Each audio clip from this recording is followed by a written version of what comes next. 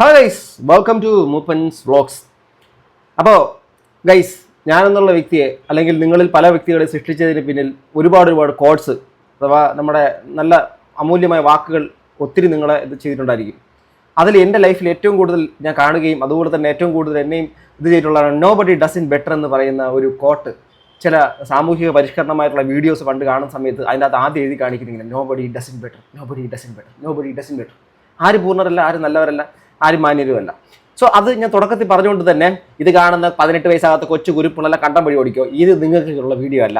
പിന്നെ എവിടെയെങ്കിലും railway station, public place എല്ലാം വല്ല സ്ഥലങ്ങളിലൊക്കെ വെച്ചിട്ട് നല്ല ലൗഡ് സ്പീക്കർ ഇട്ട് കേട്ടോണ്ടിരിക്കുകയാണെങ്കിൽ ആൾക്കാർ ചുറ്റും കൂടും. എന്നിട്ട് മുഖത്ത് ഇങ്ങനെ നോട്ടം നോക്കും, എന്നൊരു നോട്ടമൊക്കെ നോക്കും. സോ അതുകൊണ്ട് ആദ്യം തന്നെ എല്ലാ സ്ഥലങ്ങളും ബന്ധനസ്ഥനാക്കി, അല്ല ബന്ധോസാക്കിയിട്ട് ഒന്ന് കേൾക്കാൻ വേണ്ടി ശ്രമിക്കുക.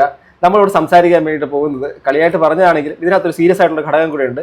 പല വീഡിയോസ് ഇതുമായിട്ട് ബന്ധപ്പെട്ട് കണ്ടിട്ടുണ്ട്. പക്ഷേ എനിക്ക് വ്യത്യസ്തമായ ഒരു ഒപ്പീനിയൻ ഉള്ളത്, അത് ഞാൻ ഇതിൻ്റെ അവസാനം പറയും. പക്ഷേ ട്വിസ്റ്റ് ഉണ്ട്, 1-2 ട്വിസ്റ്റുകളുണ്ട്, അതും പറയാം. പിന്നെ ഈ ഒരു വിഷയം നമ്മൾ സോഷ്യൽ മീഡിയയിൽ കാണുന്ന ഈ ഞാനടക്കം ഇൻഫ്ലുവൻസേഴ്സ് എന്ന് പറയുന്ന, താരങ്ങളെന്ന് പറയുന്ന, മറ്റ് വലിയ പരിവേഷമുണ്ടെന്ന് നിങ്ങൾ കാണുന്ന, സമൂഹത്തിൻ്റെ മുമ്പിൽ കാണുന്ന ആ മുഖങ്ങളെല്ലാം ഒറിജിനലാണെന്ന് കരുതി അവരെ അങ്ങോട്ട് ഫോളോ ചെയ്യുക, അവർ വലിയ സംഭവമാണെന്ന് വിശ്വസിക്കുക എന്നുള്ള കാര്യം ചെയ്യാതിരിക്കുക. അത് നിങ്ങളുടെ ഫ്യൂച്ചറിന് നല്ലതാണ്. അത് ഒരിക്കലും ആ വ്യക്തിയുടെ റിയൽ ക്യാരക്ടർ അങ്ങനെ ആയിരിക്കത്തില്ല. അതുകൊണ്ട് അങ്ങനെ ഒരാളുടെ മറ്റൊരു വ്യക്തിപരമായ ലൈഫിനകത്ത് നടന്നൊരു കാര്യമാണ് സംഭവം പുറത്തു വന്നിട്ടുണ്ട്. അതിൻ്റെ പിന്നാലെ കുറേ കഥകളുമുണ്ട്. അതെല്ലാം നമുക്ക് ഒന്നൊന്നായിട്ട് കേൾക്കാം. മറ്റാരുമല്ല, നമ്മുടെ MLA കൂടെ ആയിട്ടുള്ള ശ്രീ മുകേഷാണ് അല്ലേ. ഇപ്പം അദ്ദേഹം മുകേഷ് MLA ആണോ MP ആണോ എന്താണെങ്കിലും അദ്ദേഹമാണ്. ഇപ്പോൾ കൊല്ലത്താണ് പുള്ളിക്കാരൻ. ഇനി സാറ് മത്സരിക്കാതിരിക്കുന്നതൊക്കെ ആയിരിക്കും ബുദ്ധി. നമുക്ക് ആദ്യം ഈ ഒരു സംഭവം കേട്ടു നോക്കാം. എന്താണ് പുള്ളിക്കാരൻ്റെ ആ വോയിസ് ക്ലിപ്പിലൂടെ പുറത്ത് വന്നേക്കുന്നതെന്ന് നിങ്ങൾ കേട്ടാൽ ശരിക്കും പറഞ്ഞാൽ രസമാണ്. കേട്ടു നോക്കാം. ഞാൻ റിയാക്ട് ചെയ്യും. ഹലോ, എപ്പോഴാ മുകേഷ് ഇന്നലെ രാത്രി വിളിച്ചത്? അങ്ങനെ ഞാൻ ഉറങ്ങിപ്പോയി. ഇന്നലെ രാത്രി വിളിച്ച ആ സമയത്ത് ഞാൻ ഉറങ്ങിയായിരുന്നു. എപ്പോഴും എവിടെ? ഹലോ, ഞാൻ ഇവിടെ ഉണ്ട്.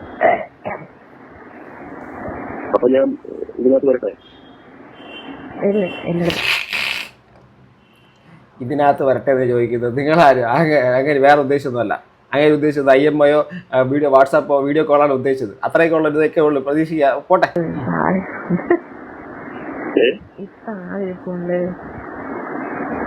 ഹലോ, ഒരു 10 ഞാൻ അങ്ങോട്ട് വിളിച്ചത്.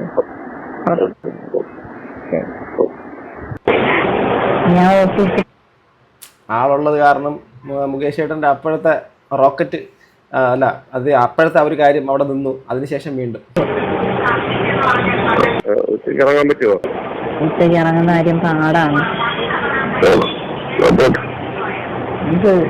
ഞാൻ വിളിക്കുമ്പോഴേ ഇത് ഫ്രീ രാവിലെ വിളിച്ചിട്ട് ഉച്ചയ്ക്ക് ഇറങ്ങാമെന്ന് ചോദിച്ചാൽ ഞാൻ എന്തോ ചെയ്യുമെന്ന് പറയാം. ഇന്നലെ എനിക്കൊന്ന് പറഞ്ഞാലും ഞാൻ എന്തെങ്കിലും പറയാമായിരുന്നു.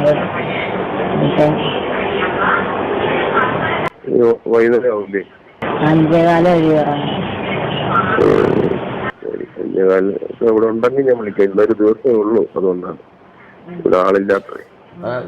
സംഭവം ഇവിടെ ഇല്ലാത്ത അത്യാവശ്യ കഷ്ടപ്പാടൊക്കെയാണ്. എന്തെങ്കിലും നമുക്കുണ്ടെങ്കിൽ കണ്ട് കാര്യങ്ങളൊക്കെ സംസാരിച്ച് സാമൂഹികപരമായിട്ടുള്ള ഒരുപാട് പ്രശ്നങ്ങളെ കുറിച്ച് സംസാരിച്ചിട്ട് ചില അവലോകന യോഗങ്ങളൊക്കെ കൂടിയിട്ട് നമുക്ക് എന്തൊക്കെ പറഞ്ഞാലും ആകാശത്ത് ഇലോൺ മസ്ക് റോക്കറ്റ് വിടുന്ന കാര്യങ്ങളും കൂടെ സംസാരിച്ചിട്ട് പോകാമായിരുന്നു. പക്ഷെ റോക്കറ്റ് വിടുന്നത് നടന്നില്ല.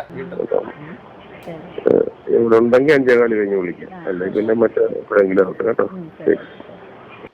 ഹലോ, നീ എന്താ പിന്നെ എടുക്കാത്തത്?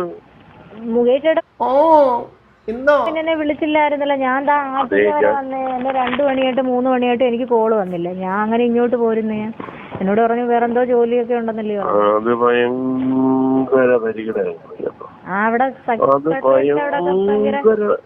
അല്ലല്ല, ഈ പറയുന്നത് ഭയങ്കര പരിഗണയാണ് കേട്ടോ. ഞാൻ പറയുന്നത് പിന്നെ അല്ലാതെ ഇതുവരെ 1 മണിയായിട്ട് 11 എടേ ചോറ് ഇല്ല എന്ന് പറഞ്ഞ സൈക്കിൾ, ഡ്രസ്സ് കൊടുക്കില്ല എന്ന് പറഞ്ഞ സൈക്കിൾ, ഇനിയിപ്പോൾ ഈവൻ വലിയ സാധനങ്ങൾ ഇത് കൊടുത്തിട്ടില്ല, മൊബൈൽ ഫോണോ അല്ലെങ്കിൽ വലിയ ആഡംബര ബെൻസ് കാറ് വരെ കൊടുക്കാമെന്ന് പറഞ്ഞ് കൊടുത്തില്ലെങ്കിൽ സൈക്കിൾ. പക്ഷേ ഇത് അങ്ങനെയാണോ?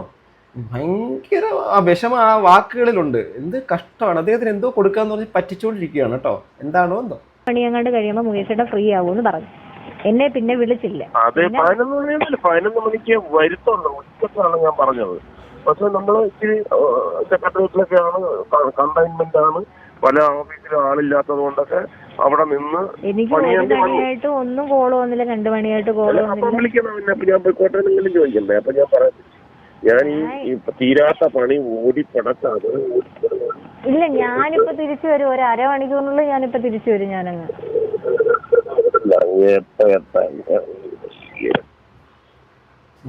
അന്തസ് വേണം ഇവിടെ, അന്തസ്.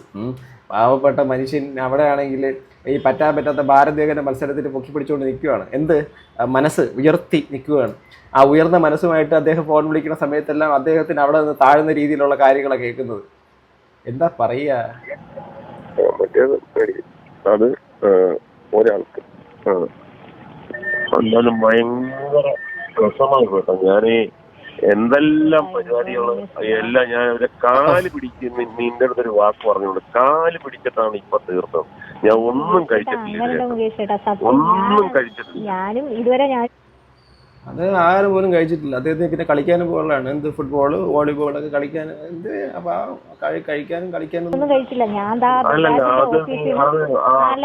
ബജാജിന്റെ ഓഫീസിൽ നിന്ന് ഞാൻ ഇറങ്ങിയിട്ട് നേരെ ഞാൻ നേരെ ഇതിന്റെ ഇങ്ങോട്ടാണ് ഞാൻ നേരെ വരുന്നത്. അതെ, അപ്പൊ നീ അത് നേരത്തെ പറഞ്ഞിരുന്നെങ്കിൽ നമ്മള് ആ സമാധാനമായിട്ട് അവിടെ നിന്ന് കാര്യങ്ങൾ ചെയ്തതായിരുന്നു. ഇതിപ്പം എന്നതല്ല, കൺസിഡറേഷന്റെ കുറവുണ്ട്. നമ്മളെ ഒരു ഡ്യൂക്കിലിയായിട്ട് കണക്കാക്കും. പാവപ്പെട്ട മനുഷ്യന്റെ അവസാനം കരഞ്ഞില്ലെന്നേ ഉള്ളൂ. എന്തായാലും ഡൂക്കിലിയാക്കുന്നൊരു കാര്യം. മറ്റേ ഈ പൂച്ചയുടെ മുമ്പിൽ ഇങ്ങനെ ഇറച്ചി കഷ്ണം വെച്ചിട്ടല്ലേ, എല്ലും കഷ്ണം വെച്ചിട്ട് പട്ടിയുടെ മുമ്പിൽ കാണിക്കുന്നത് പോലെ ഇങ്ങനെ കാണിച്ചിട്ട് ഇങ്ങനെ ആക്കി കളിപ്പിക്കുകയാണ്. ആ സംഭവമാണ് ഇവിടെ നടന്നുകൊണ്ടിരിക്കുന്നത്. ഇവിടെ നിങ്ങളുടെ ഈ വോയിസ് കേൾക്കാൻ നിങ്ങൾക്ക് മനസ്സിലാവും, ഇത് ഉഭയകക്ഷി സമ്മതത്തോടെ നടക്കുന്ന ഒരു വോയിസാണ്. അതായത് 2 വ്യക്തികൾക്കും താല്പര്യത്തോടുകൂടി സംസാരിക്കുന്നതാണ്, അല്ലാതെ ഒരാൾ മറ്റേ ആളെ കീഴ്പ്പെടുത്തി സംസാരിക്കുന്ന പരിപാടിയേ അല്ല. പക്ഷെ ബാക്കി കേൾക്കണം.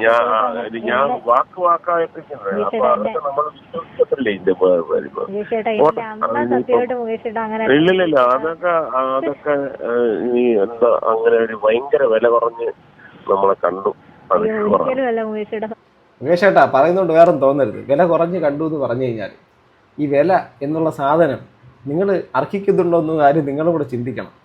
ഒരുപാട് ആരോപണങ്ങൾ, ഒരുപാട് കാര്യങ്ങൾ ഒക്കെ നിങ്ങളുടെ പുറകിൽ വന്ന് നിൽക്കുകയും പറയുകയും സമൂഹം ചർച്ച ചെയ്യുകയൊക്കെ ചെയ്തിട്ടുണ്ട്. പക്ഷേ നിങ്ങൾ നിയന്ത്രിക്കേണ്ട ചില കാര്യങ്ങളുണ്ട്. നിങ്ങൾ നിൽക്കുന്ന ഔദ്യോഗിക പദവികളുണ്ട്. അതുപോലെ തന്നെ സമൂഹത്തിൻ്റെ അകത്ത് അറിയപ്പെടുന്ന ഒരു കലാകാരൻ എന്നൊക്കെയാണ്. വ്യക്തിപരമായി മറ്റു പല കാര്യങ്ങൾ ഏർപ്പെടുത്തിയ പ്രശ്നങ്ങളൊന്നുമില്ല. എങ്കിലും നിങ്ങളെന്നുള്ള വ്യക്തി കാണിക്കേണ്ട ചില മിതത്വങ്ങളൊക്കെ ഉണ്ട്. ഫ്രണ്ട്ഷിപ്പിനൊക്കെ വാല്യൂ ഭയങ്കര സംഭവമില്ലേ? അതൊക്കെ കൊടുക്കുന്ന വലിയ ഫ്രണ്ട്ഷിപ്പാകുന്നു. ഫ്രണ്ട്ഷിപ്പ് എന്ന് വെച്ചാൽ നേരെ വന്നിട്ട് നോക്കി കാണിച്ചു കൊടുക്കുന്നതല്ലേ ഫ്രണ്ട്ഷിപ്പ്? അതാണോ ഫ്രണ്ട്ഷിപ്പ്? ഫ്രണ്ട്സ് എന്ന് പറഞ്ഞാൽ ആ പരിപാടിയാണോ? ഫ്രണ്ട്സ് എല്ലാം ഈ പരിപാടി ഇങ്ങനെയൊക്കെയുള്ള സംഭവങ്ങളാണോ? ഗ്രൗണ്ടിൽ ഇറങ്ങി കളിച്ചു നടക്കുന്നവരാണോ ഫ്രണ്ട്സ്? ഞാൻ 1 മണി വരെ 2 മണിയായിട്ട് മുകേഷ് എന്നെ വിളിച്ചു. അതെ, അപ്പൊ എന്താ ചെയ്യേണ്ടത്? ഒരു മെസ്സേജ് എങ്കിലും അയക്കണം. ഞാനവിടെ ഇല്ലല്ലോ, ഒരു ഗ്ലാസ് വെള്ളം പോലും കുടിക്കാതെ ഇരിക്കുകയാണ്. എന്റെ പൊന്നെ, ഒരു ഗ്ലാസ് വെള്ളം പോലും കുടിക്കാതെ അന്തസ്സുണ്ടോടാ, അന്തസ്. ഒരു ഗ്ലാസ് വെള്ളം പോലും കുടിക്കാതെ കാത്തിരിക്കുകയാണ്. എന്തിന്? കടിയെന്ന് വെച്ചാൽ എന്താ, നമ്മൾ ചായയുടെ കൂടെ കടി കഴിക്കത്തില്ലേ, അതുപോലെ ഒരു കടിക്ക്. അതുപോലെ തന്നെ പുള്ളിക്കാരൻ അതിനുശേഷമാണ് പുള്ളിക്കാരൻ എന്തെല്ലാം കാര്യങ്ങൾ ചെയ്യാനുള്ളത്.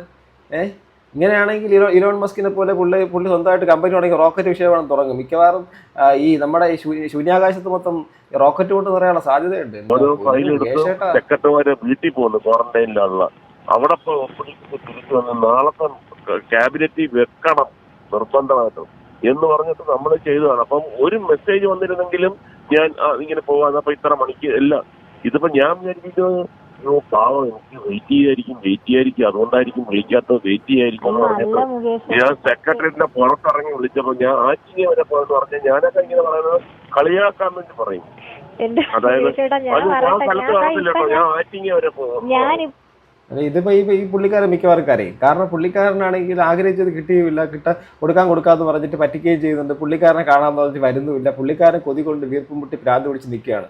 ചില്ലുകൂട്ടിൻ്റെ അകത്തിരിക്കുന്ന അപ്പക്കഷ്ണം കണ്ടതുപോലെ, അലുവ കഷ്ണം കണ്ടതുപോലെ പുറത്തിരിക്കുന്ന ഈച്ചയെ പോലെ ഇരിക്കുകയാണ് നമ്മൾ മുകേഷ് ഏട്ടൻ അതിലേക്ക് എത്താൻ പറ്റുന്നില്ല, അതിനടുത്തേക്ക് എത്താൻ സമ്മതിക്കുന്നില്ല. മുകേഷ് ഏട്ടനെ തടഞ്ഞു വെച്ചിരിക്കുകയാണ്. എന്തിനാണ്? എന്തിന്? ഇവിടെ ചോദിക്കാനും പറഞ്ഞ ആരും ഇല്ല മുകേഷ് ഏട്ടൻ. മാറ്റിങ്ങനെ എങ്ങനെ തിരിച്ചു വരാൻ നീ എന്തോ പറയുന്നത്? വണ്ടിക്കകത്തല്ലേ ഞാനിപ്പൊ തിരിച്ചു വരും മുകേഷ്. മാറ്റിങ്ങന്ന് ഈ എന്റെ വീട് വരെ വരുന്നെന്ന് പറഞ്ഞു കഴിഞ്ഞാൽ ചിന്തിക്കാൻ പറ്റാത്ത കാര്യമാണ്. വന്നു നോക്ക്, വന്നു നോക്ക്. അങ്ങനെ എത്രയ്ക്ക് നിനക്ക് ഒരു വിശ്വാസമുണ്ട്? ഞാൻ എന്തായാലും 7 മണി ഒക്കെ കഴിയും. വാച്ച്മാൻ അതൊക്കെ വാച്ച്മാൻ വരും. അതൊക്കെ നമ്മള് അതെല്ലാം നോക്കി 100 കാര്യങ്ങൾ നോക്കിയല്ലേ ഇതൊക്കെ ചെയ്യുന്നു. കണ്ടാ വാച്ച്മാൻ ബാക്കിയുള്ള ആൾക്കാരെല്ലാവരും നോക്കിയിട്ടൊക്കെയാണ് ഈ കാര്യങ്ങൾ ചെയ്യുന്നത്. ചില്ലറ കളിയൊന്നും അല്ല ഇതിനുമാതിരി, മറ്റേ കളിയൊന്നും അല്ല കേട്ടാ. ഗ്രൗണ്ടിനോട്ട് കളിയൊന്നും അല്ല. അപ്പോൾ പിന്നെ അതിന് ആ ഒരു സെറ്റപ്പ് കാണണ്ടേ? ചേട്ടൻ ആകെപ്പാടെ വല്ലാത്ത അവസ്ഥ നിൽക്കുകയാണ്. അതിന് ആ സമയത്ത് ആ പുള്ളി അങ്ങ് ഒരുമാതിരി ബുദ്ധിമുട്ടിക്കുന്ന രീതിയിൽ. സോ ആരാണെങ്കിലും മണി എത്രയെന്നറിയാം? 3:30. ഞാൻ ഇവിടുന്ന് ഇറങ്ങും 5 മണിയാകുമ്പോ ഞാനും എത്തും. എനിക്ക് തോന്നുന്നില്ല. ശ്രമിച്ചു നോക്ക്. പാവ മുകേഷ് ചേട്ടൻ്റെ അങ്കലാപ്പ് കണ്ടപ്പം നിങ്ങൾക്കും എനിക്കും അടക്കം ഭയങ്കരമായിട്ടുള്ള വിഷമം തോന്നിയിട്ടുണ്ട്. ഇതിനുശേഷം ഈ ഒരു കാര്യം നടന്നേക്കുന്നത് കുറച്ച് വർഷങ്ങൾക്ക് മുമ്പാണെന്നുള്ളതാണ് മനസ്സിലാക്കാൻ കഴിയുന്നത്.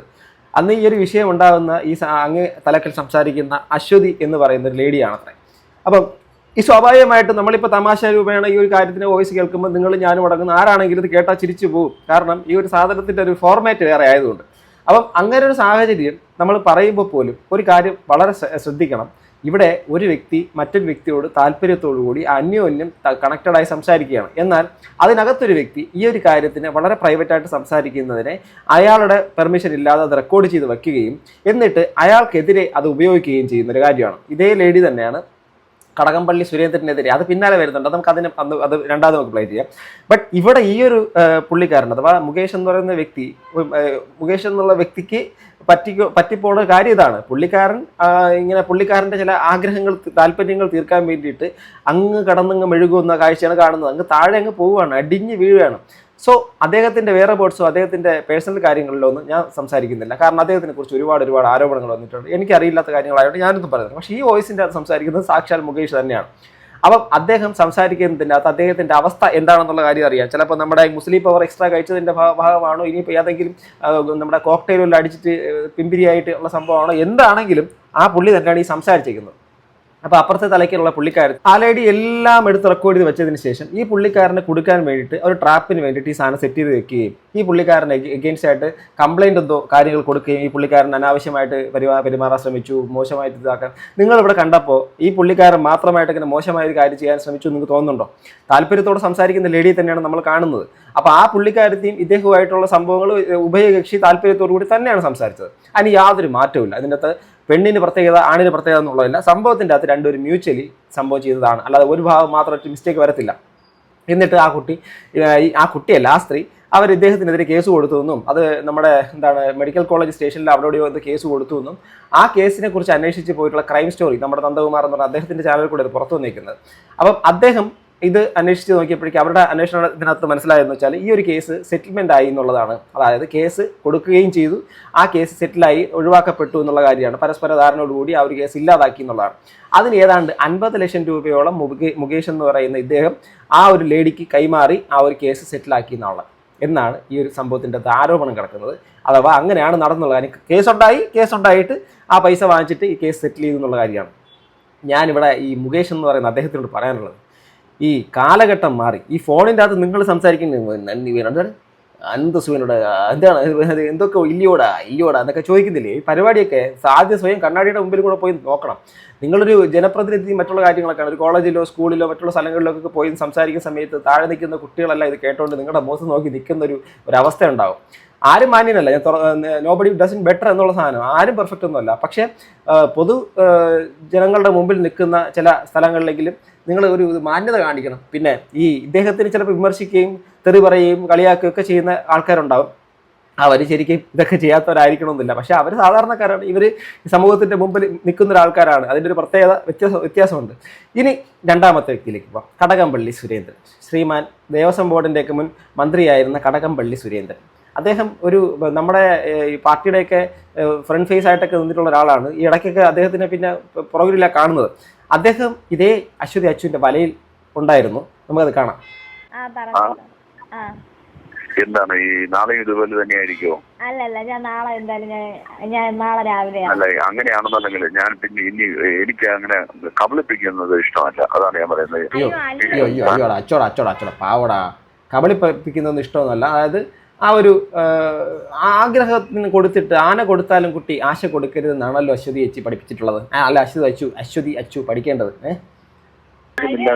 പറഞ്ഞാൽ പിന്നെ മഴയായത് കാരണം, അല്ലാതെ വേറെ ഒന്നുമല്ല. ദൈവത്തിനാണ് മഴ ആയതുകൊണ്ടാണ് ഞാൻ ഇറങ്ങാൻ. കാര്യം എന്ന് വെച്ചാൽ ഞാൻ ഇവിടുന്ന് ഇറങ്ങിയ സമയത്ത് നല്ല കാര്യത്തിനാ പോകണം, ദൈവത്തിനൊക്കെ വിളിച്ചിട്ടാണ് പോകുന്ന പരിപാടി.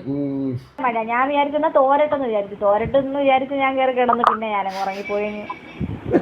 അത് ഞാൻ പറയുന്നത് താല്പര്യമില്ലെങ്കിൽ ഞാൻ പിന്നെ അങ്ങനെ ശല്യപ്പെടുത്തുകയില്ല. അത് എനിക്ക് അറിയാൻ. അയ്യോ, അതുകൊണ്ടല്ല. പുള്ളി വളരെ മാന്യമായിട്ട് പറയുന്നത് താല്പര്യമില്ലെങ്കിൽ ഞാൻ ശല്യപ്പെടുത്തില്ല. എന്തിനുള്ള താല്പര്യമാണെന്ന് ഞാൻ നിങ്ങളുടെ അടുത്ത് പറഞ്ഞിട്ട് കാര്യമില്ല. അപ്പൊ താല്പര്യമില്ലാത്ത ഒരാളാണെങ്കിൽ എന്ത് ചെയ്യണം? താല്പര്യമില്ല സാർ, നിങ്ങൾക്ക് നിങ്ങളുടെ പരിപാടി നോക്കി പോവാം എന്ന് വേണമെങ്കിൽ പറയാം. അവിടെ അത് പറയുന്നില്ല. അവിടെ അയാൾക്കൊരു ഓപ്പണിങ് സംസാരിക്കാനുള്ള ഒരു അവസരം കൊടുക്കുകയാണ്, അയാളെ കാണാം എന്നുള്ള സാഹചര്യങ്ങളെല്ലാം സൃഷ്ടിക്കുമെന്ന് പറയുകയാണ്.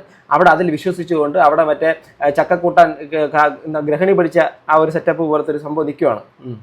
ഞാൻ എന്തായാലും നാളെ ഞാൻ വരാം, സത്യമായിട്ട് ഞാൻ വരാം. ഇന്ന് മഴയായത് കാരണമാണ്. നാളെ വരുമെന്നുള്ള ഇരിക്കാലോ. ഞാൻ വരും, നാളെ വരും. മഴ പെയ്താലോ? മഴ പെയ്യൂല, ഞാൻ നാളെ രാവിലെ ഇറങ്ങാം എന്തായാലും. മഴയൊക്കെ നിർത്താനൊക്കെ പുള്ളിക്കാരത്തേക്ക് അറിയാം. മഴ പെയ്യിപ്പിക്കാനും പുള്ളിക്കറിയാം, മഴ നിർത്താനും പുള്ളിക്കാരത്തേക്ക് അറിയാം. പുള്ളിക്കാരത്തേക്ക് എല്ലാ കാര്യങ്ങളും നന്നായിട്ട് അറിയാം, വ്യക്തമായി അറിയാം. രാവിലെ ഇറങ്ങണം. പിന്നെ ഉറങ്ങിയെന്നും പറയരുത്. നമ്മൾ സാക്ഷ്യം കാണിച്ച് സംഭവം. പിന്നെ വേറൊരു കാര്യം, രണ്ടാമത്തെ കാര്യം ഞാൻ ഒന്ന് ചോദിച്ചോട്ടെ. ഞാനൊന്നും തന്നെ ഇക്കാര്യത്തില് പേടിക്കേണ്ട കാര്യമില്ലല്ലോ. ഇല്ല, വേണ്ട. അല്ല, വേറെ നമ്മുടെ strawberry flavour, lemon flavour, mint flavour, എല്ലാ തരത്തിലുള്ള ഫ്ലേവറിലുള്ള സാധനങ്ങൾ, പിന്നെ പല തരത്തിലുള്ള പല സംഭവങ്ങൾ അവൈലബിൾ ആണ്. എന്തിനാ പേടിക്കുന്നത്? ആ ഒരു സംഭവങ്ങളൊക്കെ ഇങ്ങോട്ട് വാങ്ങിച്ച് ഉപയോഗിക്കണം. ലോകത്താരോടും ഈ കാര്യങ്ങൾ പറയില്ലല്ലോ. അത് പുള്ളിക്കാരത്തിൽ പറയുമോ? ഒരാൾ പറഞ്ഞിട്ടില്ല ഈ നിമിഷം വരെ, ആരും പറഞ്ഞിട്ടില്ല. ധൈര്യമായിട്ട് ഞാൻ ആരോടും പറയൂല. വിശ്വസിക്കുന്നവര് വഞ്ചിക്കുന്ന പരിപാടി എനിക്ക്. അയ്യോ, ഈ വഞ്ചനയിൽ ചതി പാടില്ല കുട്ടി. ഇത് പിന്നെ എങ്ങനെയാ പബ്ലിക്കിലേക്ക് എത്തിയത്? ഈ പറയുന്ന ഇങ്ങേര് പുറത്ത് വിട്ടിട്ടുള്ളതാണോ? പാവം മനുഷ്യൻ, അയാളും പെട്ട്.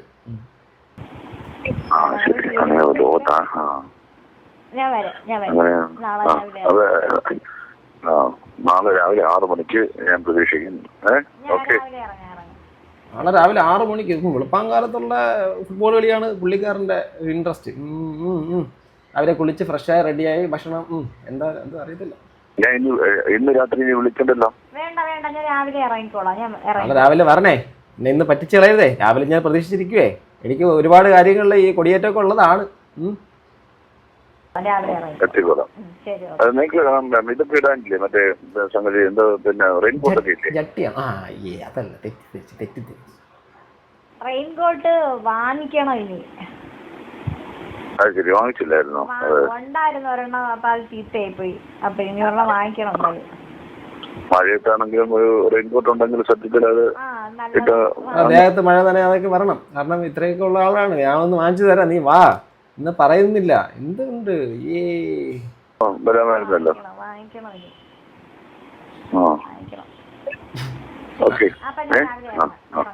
എല്ലാം പറഞ്ഞ പോലെ. ഇനി സാറ് പറഞ്ഞ പോലെ ഞാൻ ആരും അറിയിക്കത്തൊന്നുമില്ല. സാറ് പേടിക്കാൻ വേണ്ട.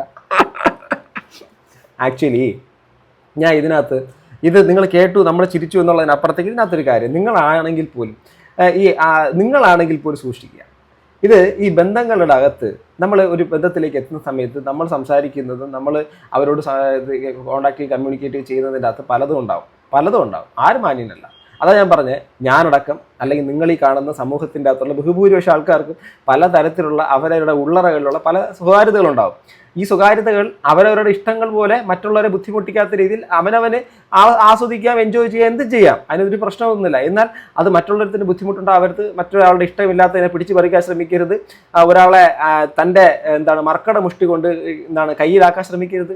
അല്ലാതെ സ്വതന്ത്രമായിട്ട് ഇപ്പം വിദേശ രാജ്യങ്ങളിലൊക്കെ ആണെങ്കിൽ ഒരു ലേഡിയോട് ഒരു പുരുഷന് താല്പര്യമുണ്ട് ചോദിക്കും. അതുപോലെ സ്ത്രീ ആണെങ്കിലും താല്പര്യമുണ്ട് ചോദിക്കും.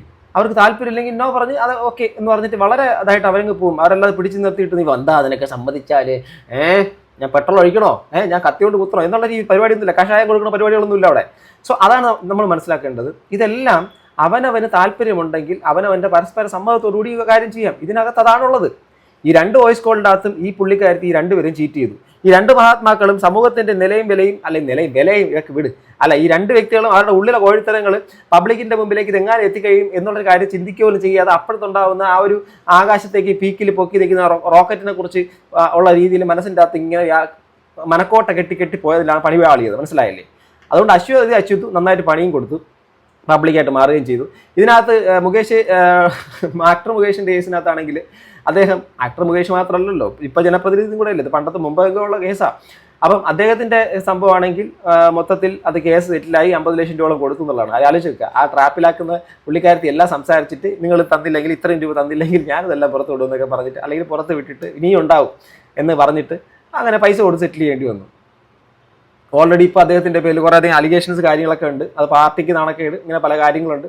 സോ മൊത്തത്തിൽ ഇപ്പോൾ ഞാനാണെങ്കിലും നിങ്ങളാണെങ്കിലും അവനവൻ്റെ സ്വകാര്യതകൾ അപ്പുറത്ത് നിൽക്കുന്നവനെ വിശ്വസിക്കാൻ ഇല്ലെന്നുള്ള കാര്യമൊക്കെ നിങ്ങൾ ചിന്തിക്കണം. അല്ലാതെ ഈ വഞ്ചനയിൽ ചതി പാടില്ല എന്നുള്ളൊരു പരിപാടി ആടോട് അവസാനം കടകപ്പള്ളി സുരേന്ദ്രൻ ചോദിക്കുന്നുണ്ട്. വരുമല്ലോ അല്ലേ, ഇട്ടിട്ട് വരണം, ഞാൻ മറ്റേ ഇട്ടിട്ട് വരുമല്ലോ. മനസ്സിലായില്ലേ എന്ത് കോട്ട്. സോ കോട്ട് പുറത്ത് വിടണം, കോട്ട് ഇടേണ്ട അടുത്തൊക്കെ ഇട്ട് ഒക്കെ ചെയ്ത കാര്യങ്ങളൊക്കെ നന്നായിട്ടിരിക്കട്ടെ. എന്തായിരുന്നാലും നിങ്ങൾക്ക് ഇതിനെക്കുറിച്ചുള്ള എന്താ അഭിപ്രായം പറയണമെന്ന് എനിക്കറിയത്തില്ല. പക്ഷെ ഞാനത് കണ്ടിട്ട് ചിരി കൺട്രോൾ ചെയ്തിട്ടാണ് സംസാരിച്ചത്. എനിക്ക് ചിരി നന്നായിട്ട് വന്നായിരുന്നു, ഞാനത് കൺട്രോൾ ചെയ്താണ് സംസാരിച്ചത്. എന്താണ് നിങ്ങൾക്ക് ഇതിനെക്കുറിച്ച് പറയാനുള്ളത്? അശ്വതിനെ കുറിച്ച് ഈ പറഞ്ഞ 2 പേരെ കുറിച്ച് എന്താണ് അഭിപ്രായം? ഇതൊരു ഉഭയകക്ഷി കോളല്ലേ? 2 പേരും ആസ്വദിച്ച് സംസാരിച്ചവരല്ലേ? അല്ലാതെ ഒരു ഭാഗത്ത് മാത്രമുള്ള തെറ്റുണ്ടോ? എന്താണെങ്കിൽ താഴെ കമന്റ് ബോക്സിൽ രേഖപ്പെടുത്താം. അടുത്തൊരു വീഡിയോ കാണുന്നത് ഗൈസ്, ബൈ.